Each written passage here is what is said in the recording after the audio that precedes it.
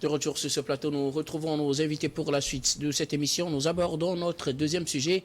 Direction le Niger, le M102 demande le retrait du permis d'exploitation de l'uranium à Orano. Le bras de fer continue donc entre la France et le Niger après ce que les Nigériens qualifient d'une victoire d'étape suite au retrait, l'annonce du retrait des forces françaises et le rappel de l'ambassadeur français au Niger. Le mouvement M102, ce mouvement devenu populaire depuis un moment au Niger, suite appel plutôt à la rupture de l'accord d'exploitation de l'uranium nigérien avec la société française Orano. Selon le M102, l'exploitation du site d'Imouraren, où exploité ce gisement, détenu de façon illégale par Orano. Son coordonnateur estime par ailleurs que l'exploitation de l'uranium ne profite pas assez aux Nigériens, et donc c'est un nouveau front qui s'ouvre entre la France et le Niger après celui de la diplomatie et des forces militaires qui sont finalement rappelées par Emmanuel Macron. Je commence par vous, Louis Kamakou. Que dites-vous de cette nouvelle demande du mouvement M102, la rupture de l'accord qui permet à Orano d'exploiter le gisement d'uranium au Niger?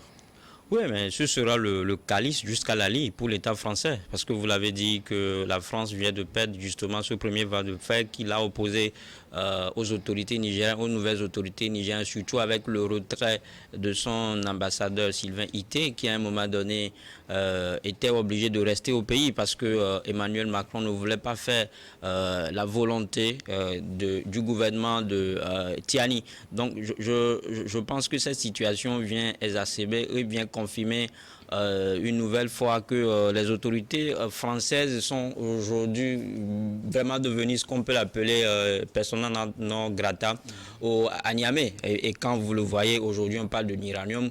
Tout au début de cette crise-là, on a eu à démontrer combien de fois la France dépend énormément du Niger sur le plan énergétique. Donc, à l'époque, on parlait de 117 centrales nucléaires françaises qui sont justement implantées à Niamey, justement avec, pas à Niamey seul, mais au Niger en général, avec justement cette société-là, Orano, qui aujourd'hui est sur la sellette. Donc, quand vous arrivez, quand vous poussez les enquêtes, vous allez vous remarquer que la multinationale détenue à 90% par l'État français exploite partiellement 3 mines nigériennes. Et donc, avec en pole position ou bien avec en toile de fond les mines de Haï, dont la société sommet est détenue à 63,4% par Orano. Cette exploitation est arrivée à épuisement depuis 4 décennies, mais elle a été prolongée jusqu'à 2040. Jusqu'à 2040, ça veut dire que Orano a encore de beaux jours à faire au Niger. Mais malheureusement, avec cette demande du M63, je pense que c'est... M102, faut pas ajouter M62, justement. Faut pas ajouter un chiffre, faut pas faire un plus, justement.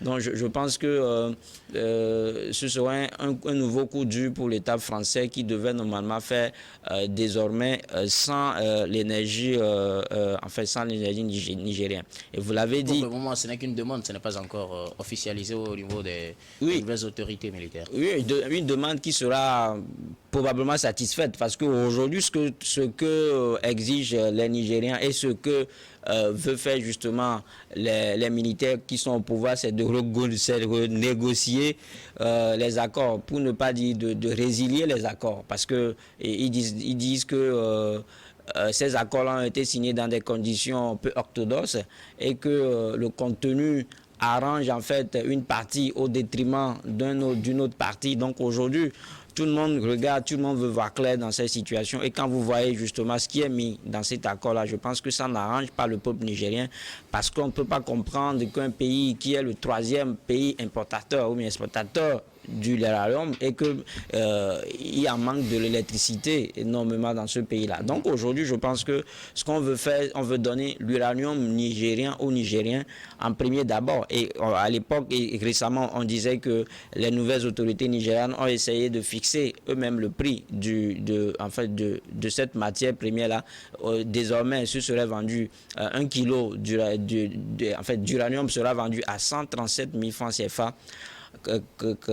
en fait, contrairement à 4 000 francs CFA qu'il a été vendu à l'époque. Et donc, ils ont même interdit de vendre, en fait, cette matière première à la France. Ça prouve aujourd'hui que ils sont décidés. Hein. Ça veut dire que les Nigériens sont décidés aujourd'hui à mettre en difficulté la France sur ce plan-là.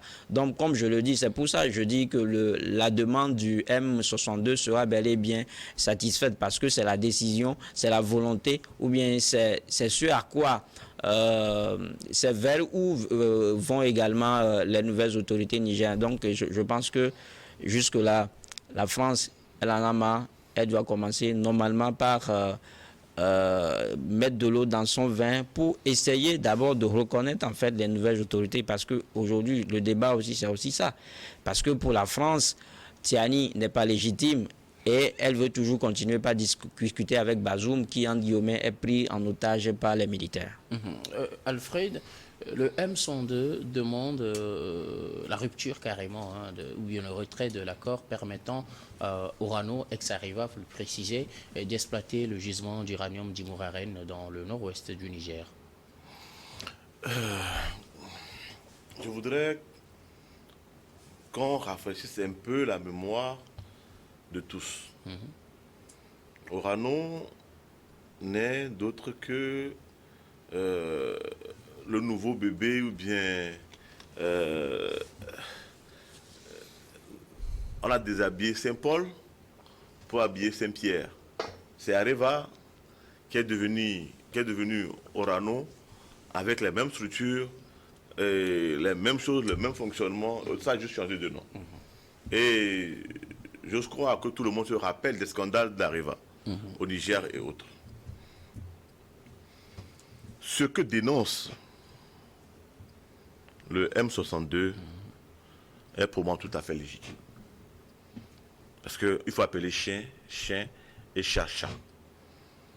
Le Niger, ce grand pays qui a de l'uranium, je pense que c'est le troisième exportateur, le troisième exportateur d'uranium au monde. Sur le plan mondial.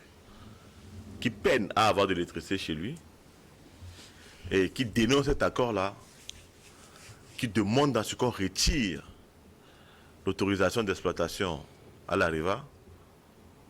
Moi, je pense que les Nigériens sont en train de demander justice parce que ça fait 50 ans que Areva exploite les mines du Niger et demander à savoir qu'est-ce que les Nigériens ont gagné depuis 50 ans dans l'exploitation de ces mines. D'abord, l'uranium n'est pas vendu. Je ne dirais pas que ça a été vendu. Ça a été pris, même pas à vil prix. C'est gratuitement, ça. Et qu'est-ce que Areva a donné au Niger en contrepartie? Rien. Donc si le M62 demande aujourd'hui à ce qu'on annule ou bien retire à Orano l'exploitation des mines d'uranium au Niger, c'est tout à fait normal. Parce que si on va au-delà de l'exploitation de l'uranium, ce qui se concrète actuellement dans les pays voisins, où tout le monde veut aller attaquer le Niger pour demander à ce que on ramène le président Bazoum dans ses fonctions de président après plus de 2 mois de comment appelle-t-on de coup d'État. Mais je pense pour ma part que si ces gens n'avaient pas d'intérêt bien précis, qui se trouve être l'uranium, ils n'allaient pas vouloir aller contre la volonté du peuple nigérien. Si vous prenez ces gens-là, j'espère que vous excluez les pays de la CEDEAO parce qu'ils n'exploitent pas l'uranium au Niger. On n'a pas besoin d'exploiter forcément l'uranium au Niger pour avoir des intérêts dans l'uranium. Je me demande quel intérêt a la Côte d'Ivoire ou bien le président Ouattara à attaquer le Niger. Pour eux, c'est une question de principe. Il faut éviter les coups d'État et donc il faut faire quelque chose. Les pour décourager les règles du jeu sont établies avant le jeu. Pas après Et non le jeu. pas pendant le jeu ou après le jeu.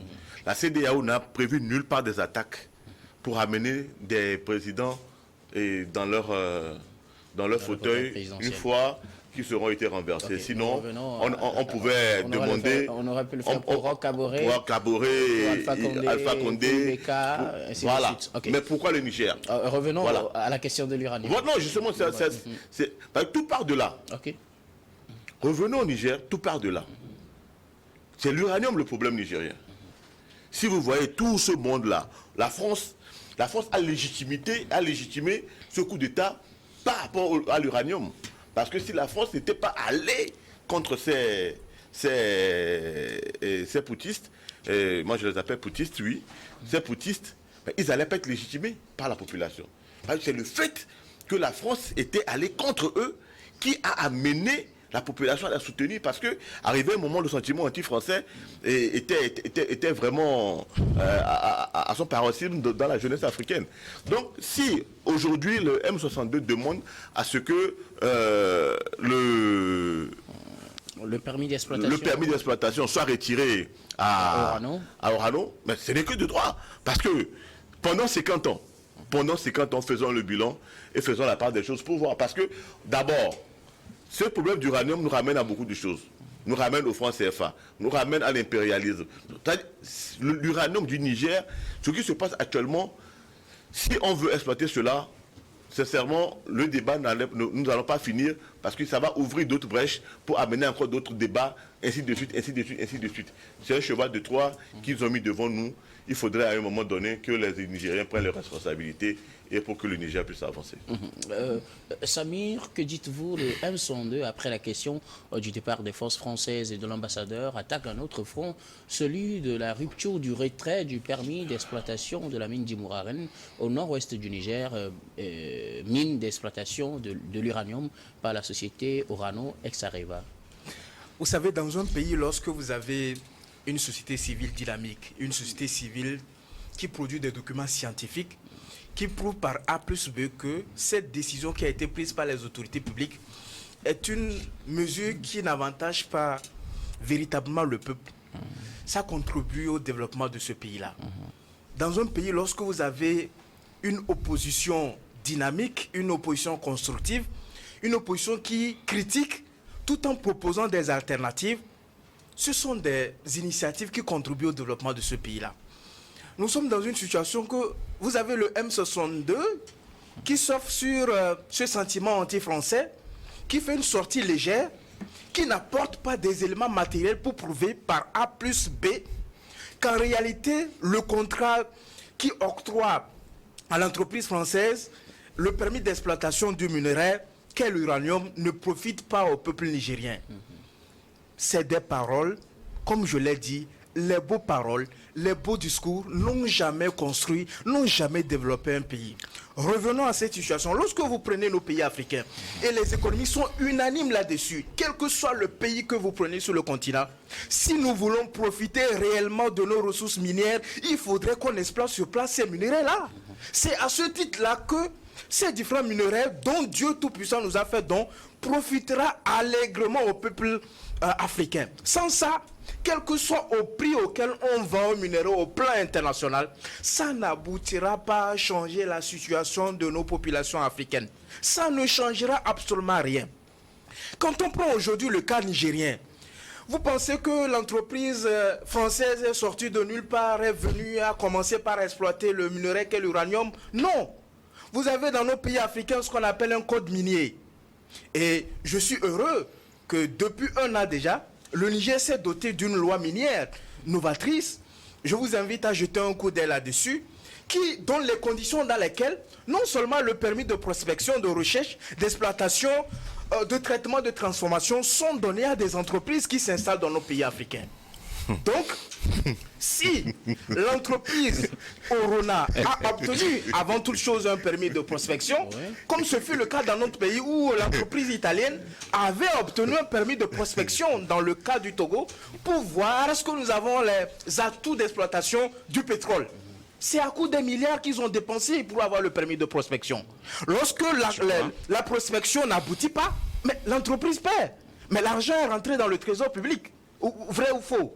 Continue. En réalité, et lorsque vous obtenez des résultats satisfaisants et que vous obtenez le permis d'exploitation, mais nos tests disent que lorsque vous commencez par exploiter, le capital de l'entreprise doit être ouvert aux nationaux, c'est-à-dire au secteur privé, qui a la capacité donc de participer au capital de cette entreprise-là. Et la loi dit en réalité qu'un pourcentage est accordé à l'état dans lequel le minerai est exploité. Donc, quand vous prenez Orona, d'ailleurs qui n'est pas la seule, Orano, d'ailleurs qui n'est pas la seule entreprise qui exploite l'uranium, mais ils sont au nombre de 4. Et aujourd'hui, si les gens si les gens ne savent pas, mais la France n'exploite que 4% de l'uranium. C'est vrai qu'on peut accuser la France d'avoir exploité de l'uranium pendant 40 ans. C'est un fait. Et c'est un fait. Et nous devons apprendre de nos erreurs pour rediscuter. Et je suis très content que ce n'est pas le M62 seul. Mais une autre partie de la société nigérienne dit en réalité, il ne faudrait pas retirer le permis à cette société. Il faudrait rediscuter les conditions dans lesquelles on exploite le minerai. Vous voyez un peu. Aujourd'hui, c'est vrai, les gens veulent surfer sur ce sentiment anti-français. Je trouve ça normal pour certains. Je ne me mets pas contre cette volonté de certains Africains de vouloir se libérer d'un colon qu'ils estiment, entre guillemets, avoir exploité leur mine. Mais aujourd'hui, quand vous prenez le Niger, si les gens n'ont pas une bonne mémoire, il faut qu'on rafraîchisse leur mémoire. Le minerai, l'uranium n'est pas le seul minerai exploité au Niger. Tout d'abord, il y a le pétrole, qui est la véritable manne aujourd'hui, qui rapporte beaucoup plus au trésor nigérien, qui est exploité par une entreprise italienne. Les gens doivent le savoir, qui est exploité par une entreprise italienne. Et l'uranium, la contribution de l'uranium nigérien dans le fonctionnement des centrales nucléaires en termes de production de l'électricité aujourd'hui est en dessous de ce que les gens peuvent imaginer. Parce que la France, à un moment donné, a vite fait de diversifier ses fournisseurs. Vous avez aujourd'hui le Kazakhstan, qui est le premier producteur de l'uranium au monde. Vous avez l'Ouzbékistan, qui est également un bon producteur, qui viennent même et dont la qualité de l'uranium est plus prisée que l'uranium nigérien. Donc aujourd'hui, vous avez vu le M62 qui demande le retrait du permis. Après cet épisode, il y aura un autre élément, il y aura tant d'autres. Je pense que, en bon responsable, les Français, notamment le président Macron, doit prendre une responsabilité d'homme d'État et décider unanimement de couper toute coopération diplomatique, militaire, économique, et qu'on puisse voir si le départ de la France va contribuer à améliorer quoi que ce soit au Niger. Parce qu'aujourd'hui, la France, elle est accusée de tous les maux. On dit que tous les maux dont le Niger souffre aujourd'hui proviennent de la France. En réalité, notre problème à nous, Africains, c'est que nous n'arrivons pas à reconnaître que les conditions dans lesquelles nos concitoyens évoluent, nos concitoyens vivent et travaillent, mais la responsabilité première est la nôtre. Qu'est-ce que nous avons fait de nos pays après plus de 62 ans, 63 ans de gouvernance, après plus de 62 ans, 63 ans d'indépendance? Qu'est-ce que nous avons fait? Comment est-ce que nos compatriotes, ceux à qui nous avons délégué ce pouvoir-là de gérer les affaires publiques, comment est-ce qu'ils gouvernent les pays? Comment est-ce qu'ils négocient les contrats? Comment est-ce qu'ils défendent les intérêts de nos pays? C'est ça la véritable question. Ce n'est pas une question de la métropole, ce n'est pas une question de l'Occident, ce n'est pas une question de ces blancs-là, c'est une question africaine. Nous devons nous réveiller et se dire en réalité, si nous sommes arrivés à cette situation, c'est qu'à un moment donné, nous avons fauté. Nous avons fauté parce que le pouvoir est exercé par les Africains. C'est nous qui décidons de qui sont nos collaborateurs, de ceux à qui nous déléguons l'exploitation de nos ressources minières, de ceux qui peuvent nous apporter de l'aide. Aujourd'hui, les gens ont crié un peu partout. Quand vous regardez un peu dans les pays africains, notamment ceux qui ont connu des coups d'État, les gens sont éloquents dans les discours. Les gens sont prêts à vilipender l'autre. En réalité, ils finissent par aller chez eux. Si ce n'est pas A, ils iront chez B. Pourtant, A et B sont les mêmes. La Russie, la France, l'Allemagne, les États-Unis, ce sont les mêmes puissances. Ils vont chercher des intérêts pour leur nation. Et nous, les Africains, nous devons savoir que si nous collaborons avec ces Blancs-là, nous devons mettre en avant les intérêts de nos pays. Nous devons aller même chez eux chercher ce qui est vital, ce qui avantage nos pays, nos populations. Chacun se dit chercher l'intérêt de son pays. Le M102 aussi dit quelque part que cet accord n'avantage pas le Niger et qu'il faut le rompre. Mais sauf que ce sont des mots crus. Mais ils n'ont qu'à nous expliquer mathématiquement, scientifiquement, et s'ils ont en possession le contrat qui lie la société Orano à l'État nigérien, qu'ils rendent ça public, qu'ils fassent de la production scientifique, qu'ils nous montrent en réalité, voilà ce que le contrat qui a été signé par cette société française et l'État nigérien constitue. Voilà les manques à gagner pour le peuple nigérien. Voilà ce que nous proposons. En réalité, il ne s'agit pas de dénoncer. Et c'est ce qui me plaît en réalité. Alors, qu'est-ce que vous proposez aujourd'hui? Vous voulez quoi? Mais ce que je propose aujourd'hui, c'est que nous puissions appliquer véritablement les tests du code immobilier. Il a eu le temps de nous dire ce qu'il a dit. Nous avons les tests qui organisent les conditions dans lesquelles les différents permis sont octroyés à ces multinationales. Nous devons nous asseoir pour rediscuter les conditions. Vous voulez qu'on rediscute plutôt les conditions pour mettre fin au contrat? Mais c'est ce que revendique l'autre partie de la société civile. Je ne sais pas si vous avez pris possession de cela. Alors, non, mais justement pour rebondir... Est-ce que quelque part, il ne serait pas mieux de rediscuter plutôt les contrats? Parce qu'on se rappelle d'autres mines qui ont été finalement laissées. Je parle de la mine d'Arlit. Entre-temps, avec cette affaire surtout de l'uranium, avec son exposition au soleil et les dégâts que ça pose à la population, est-ce qu'il n'est pas mieux aujourd'hui de discuter plutôt les contrats et voir comment on peut les améliorer pour le bonheur des populations que de vouloir carrément les rompre? Parce que quand on les rompt, les deux parties sont désengagées et les conséquences, c'est les populations civiles qui vont en payer le prix. Oui, rediscuter les contrats, je pense que sur ce point-là, on est sur la même longueur d'onde. C'est ce que demande d'ailleurs le M62. Il demande la rupture du contrat, le retrait en tout cas du permis d'exploitation. Oui, mais rupture ou rediscuter, je pense que c'est presque la même chose. Parce qu'un contrat reste un contrat et qu'une partie ne peut pas se lever du jour au lendemain pour vouloir le résilier. Juridiquement, ça ne marche pas. J'ai sur le plateau avec moi 2 juristes, ils peuvent me démentir. Quand une partie voit que le contrat est biaisé, pourrait demander à ce qu'on le débat est où? C'est-à-dire que là où je voulais qu'on amène le débat, là où je voulais qu'on l'oriente, c'est ce que disait tout à l'heure Samy, quand il demande justement à l'organisation de la société civile d'apporter des preuves. Quel genre de preuves peut-on encore apporter aujourd'hui quand lui-même reconnaît qu'au Niger, il n'y a pas que l'uranium, mais il y a aussi le pétrole. Donc, que vaut de telles ressources dans un pays qui a faim?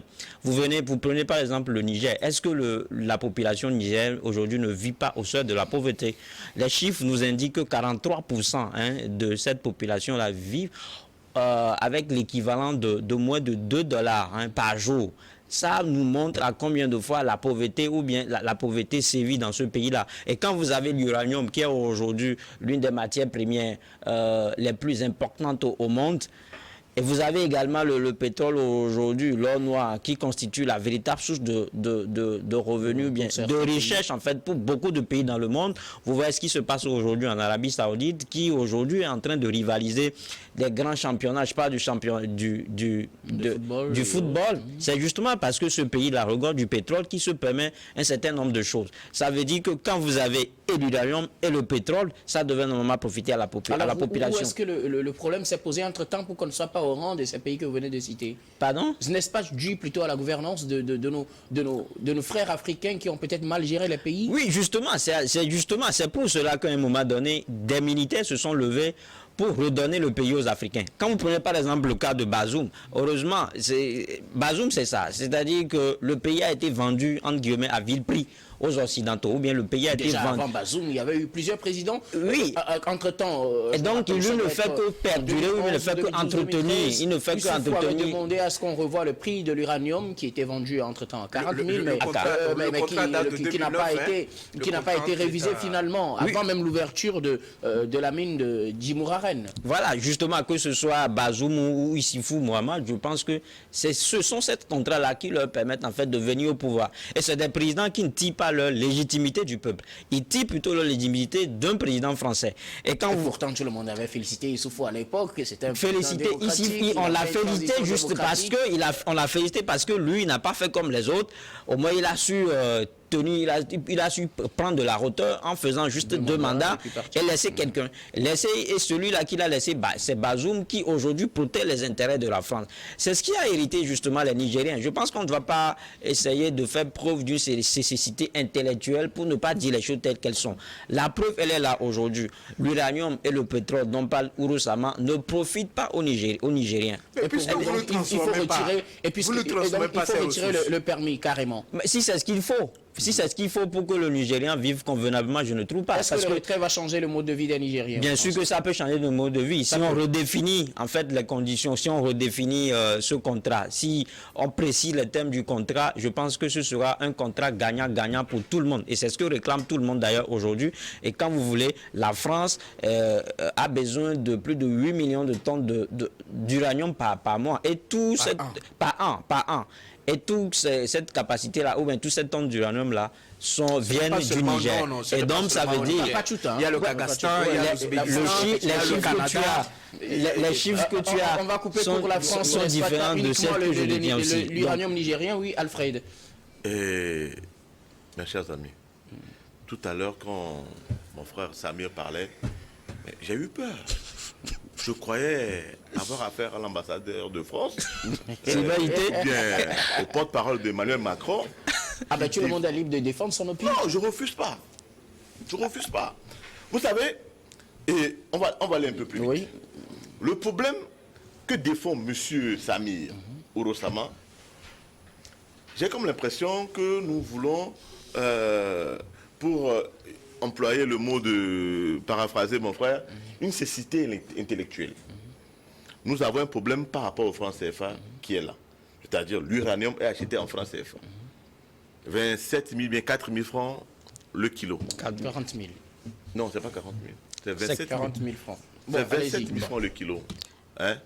27 000 francs, quelque chose comme ça le kilo, ici en Afrique. Et cet argent-là n'est même pas une devise. C'est-à-dire, on ne peut même pas exploiter ou bien utiliser cet argent-là pour faire quelque chose de bien. Est-ce que ça ne pose pas un autre problème avec le franc CFA? Parlons de l'exploitation. Parlons de l'exploitation, puisque le temps est contre nous. Tout est lié. Tout est lié. Ça rejoint le franc CFA. Tout ce que nous disons, le développement, tout ça, quand ça ne profite pas, c'est un système mis en place par la France depuis l'indépendance. Alors, on est très loin de la solution si on veut juste rompre le contrat pour trouver la solution. Non seulement rompre le contrat, mais comme l'a dit lui, il va falloir tout redéfinir. Parce qu'avant les indépendances, il y a cette priorité des entreprises françaises sur les autres entreprises en cas d'attribution, d'exploitation de mines et autres. Et jusqu'à l'instant où nous sommes en train de parler, cette prééminence-là est en train de déranger les gens. Je prends le cas du président Mahamadou Bazoum que j'ai eu à défendre par le passé. Mais l'attitude du président Mahamadou Bazoum par rapport au président Mohamed Issoufou, c'est scandaleux. Qu'est-ce qu'il protège? Quel intérêt il protège? Ceux des Nigériens ou bien ceux des Français? Parce qu'arrivé à un moment donné, je me demande si ce sont les Nigériens qui l'ont élu ou bien c'est la France qui l'a mis là. Parce que moi, personnellement, je ne comprends pas comment est-ce que pour son pays, il envoie des gens attaquer le président Mahamadou Issoufou et défendre la France. Vous savez, c'est quelque chose que je n'arrive pas à concevoir. Je vous suis. Voilà. Le problème d'uranium qui se pose actuellement, je pense que c'est le centre de tout ce qui est en train de se passer actuellement. Et pour vous, il faut retirer le permis d'exploitation ou plutôt renégocier il faut retirer le permis d'exploitation à Ouaramo. Et ce sera la solution. Pour un début de solution. Ce sera un début de solution. Ça sera un début de solution. Parce que si Orano détient toujours l'exploitation de ces mines-là, même si c'est... Même si on rediscute, ça ne va rien changer. Même si c'est 1%, les mêmes causes provoquent les mêmes effets dans les mêmes conditions. Le président Mahamadou Issoufou compte sur ces mines-là. Et le président Mohamed Bazoum compte sur ces mines-là pour faire souffrir les Nigériens actuellement, ou bien pour faire plier les poutistes, alors que c'est le peuple nigérien qui tire le diable par la queue et voit le singe par la langue. Merci. Ce n'est pas normal. Merci et beaucoup à vous. Nous allons marquer la pause pour le journal, puis on vous retrouve après pour la suite de cette émission.